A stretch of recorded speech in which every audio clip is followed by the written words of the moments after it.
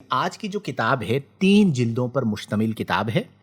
کتاب کا نام ہے الحدیقۃ الندیہ، شرح الطریقۃ المحمدیہ والسیرۃ الاحمدیہ۔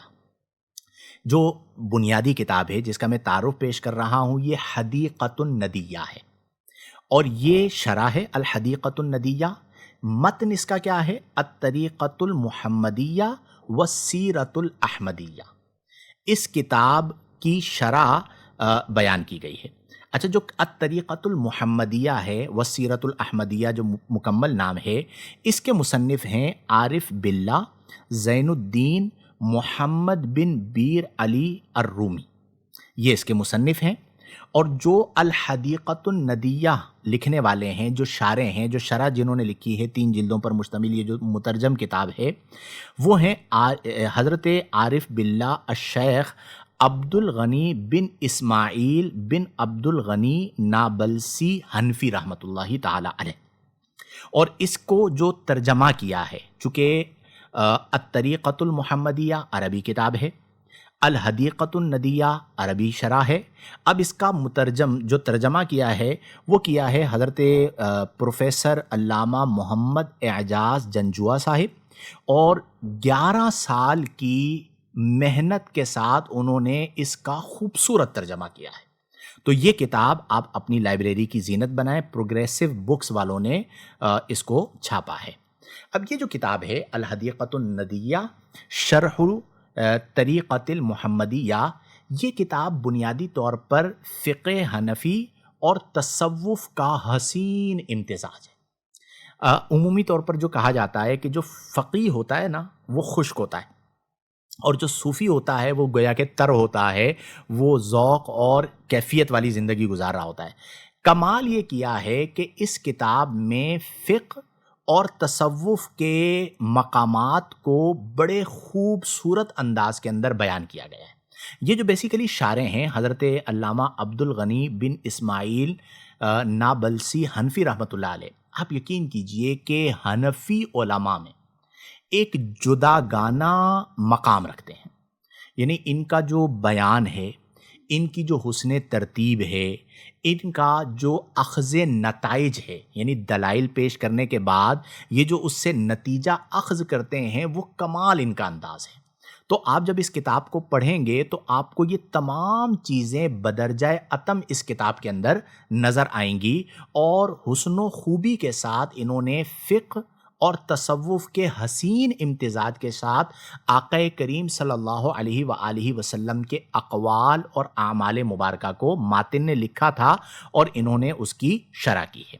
اچھا، اس میں ایک اور چیز جو مجھے بڑی پسند آئی ہے، آپ کو بھی پسند آئے گی، وہ یہ ہے کہ اب ہوتا کیا ہے کہ یہ چونکہ حنفی ہیں تو استدلال کے اندر لازمی سی بات ہے کہ ایک فقہ حنفی کا امتزاج ہے، یا بلکہ یوں کہہ لیجئے فقہ حنفی کا ایک امتیاز ہے۔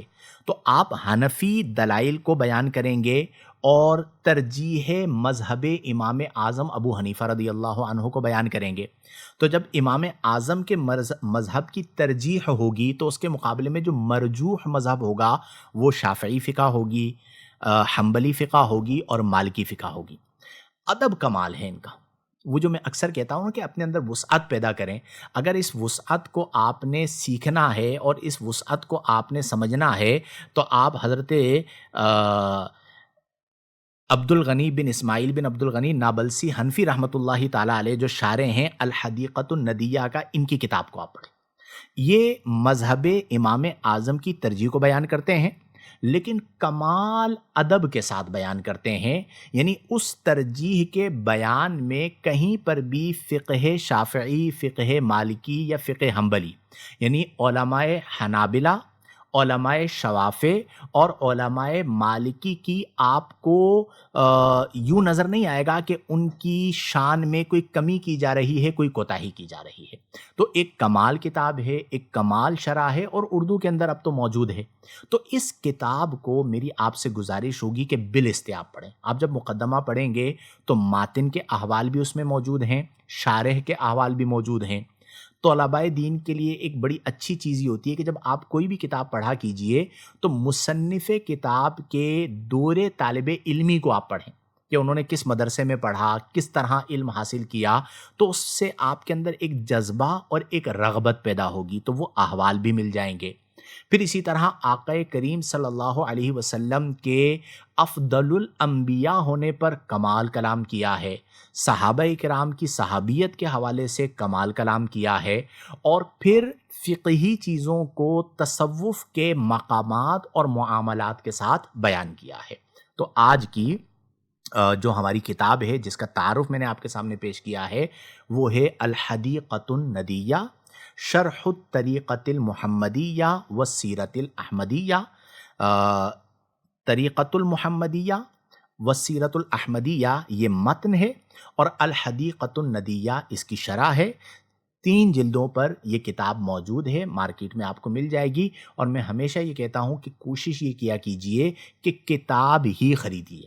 کئی لوگ مجھے میسج کرتے ہیں آپ اس کی ہمیں PDF بھیج دیجئے، تو یہ جو لمس کتاب ہے نا، کتاب کا جو لمس ہے، کتاب کو جو چھونا ہے، اس میں بھی بڑی برکت ہے۔ تو اس کتاب کو بھی اپنی لائبریری کی زینت بنائیں، بلکہ میں کوشش کروں گا کہ ہم نے جو سلسلہ شروع کیا ہے آج اس کی یہ 7ویں کتاب ہے جو میں نے آپ کے سامنے پیش کی ہے، تو 1 بائی 1 کر کے آپ یہ کتابیں خریدتے چلے جائیں، 7 کتابیں آپ کے پاس آ جائیں گی، اور یہ وہ کتابیں ہیں جو بہت ضروری ہیں، آپ کے باطن کو بدل دیں گی، آپ کے باطن کو منور کر دیں گی، اور انشاءاللہ آپ کو تسلی قلبی اور روحانیت حاصل ہوگی۔